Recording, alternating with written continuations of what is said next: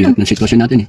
Ikaw lang naman nag-ano ng away. Parang gusto mo araw-araw mag-away tayo. Hindi ko gusto mag-away tayo, kaya lang syempre, wala akong katahimikan. Bigyan mo naman ako ng katahimikan. Wala akong ginagawang masama. Wala kang ginagawa. Inasawa mo ako tapos gusto mo ako lagi ang magpakumbaba sa iyo. Ikaw tong nanggagawa ng away lagi. Wala naman akong ginagawa sa iyo. At sino ba yung pinagseselosan mo, ha? Hindi ko sina- Kababata ko lang yun. Dahil hindi ko sinasabing magpakumbaba ka sa akin. Pero isipin mo naman mararamdaman ko.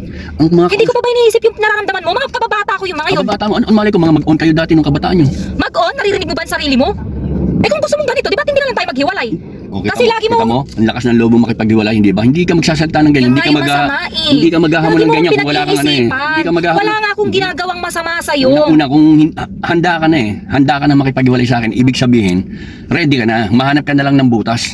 Anong mo mahanap ng butas? Ay, intindihan mo ba Ang yung lakas sarili ng mo? loob mo makipaghiwalay? Paano hindi malalakas ang loob ko makipaghiwalay? Parang araw-araw mo akong inaaway. Paano Bakit inaaway? ginagawa mo ko mukhang lalaki? Masama ba? Tingin mo ba sa akin talaga mukha akong lalaki, Kasi ha? hindi mo maipakita sa akin, hindi mo paramdam sa akin na wala akong dapat pagselosan. Ang Kasi layo ng nga- loob. Hindi. Kasi nga, wala akong ginagawang masama. Wala kang ginagawang Sana masama. intindihin mo naman yun. Alam mo, kung wala kang ginagawang masama, wala akong mararamdaman. May doubt ako, may pagdududa ako. May doubt ka lahat, lagi kang doubt. Yung Alam- mga pinagseselosan mo, mga kababata ko yun. Alam mo, anong pakiramdam ng lalaki? Alam ng lalaki pagka merong nararamdaman na ano.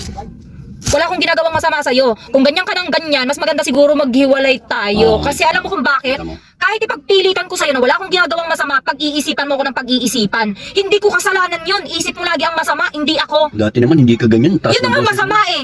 Ang babae Kasi nga, talaga, pagka gusto nang humiwalay, gumagawa ng parang nagtataas ng boses na. Wala na. nagtataas ang boses? Bakit hindi mo kaya pansinin ugali mo? Ang hinahinahon ko. Ha? Ano ka ba naman? Yun na nga ang masama eh. Ang hinahinahon Wala ko, kang hindi ko araw masama. na hindi mo kapag-isipan ng masama. Gusto ko lang Ano maramdaman. ba? Gusto ko lang maramdaman na komportable ako na wala kang... Oh, sandali.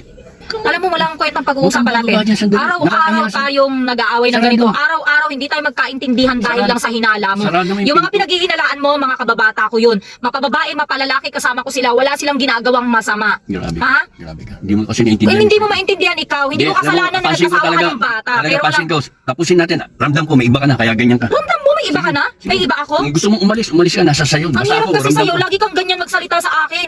Isip mo ako yung masama. Isip mo ako yung gumagawa ng masama. Nararamdaman mo lang Ganyan yun eh. maintindihan ko. Ayun yung hinihira mo sa akin na ano. Oh, kunin mo. Hindi na. Ayan. Hindi ko na kailangan yan. Kunin mo, Baka kunin mo. isipin mo mamaya pera na naman ang ko sa'yo. Hindi, gusto ko lang patunayan sa'yo na kaya kitang suportahan. Kung kaya mo ako suportan, alam ko yun. Oh, ayan. Pero ang sinasabi ko, Ito, pambili ng bagong sasakyan, tandam. Pero sa'yo na muna, gamitin mo. Pasensya ka na kung nakakapag-isip mo sama. Gusto lang kita spoilin. Sige na. gusto mo ako spoilin pero ginaganyan mo ako. Hindi to pambabastos. Gusto ko lang maramdaman mo gaano ako concern sa'yo. Yung paggagamit. Kung concern ka sa akin, tigilan mo ko kakaisip ng ganun. Sorry. Wala naman akong ginagawang masama. Ito na nga. Ito yun. Tabi mo yan, hindi ko na kailangan. Ayoko lang mag-away tayo, yun lang. Pasensya ka na. Lagi na lang kasi tayong Sorry. ganito eh. Sorry.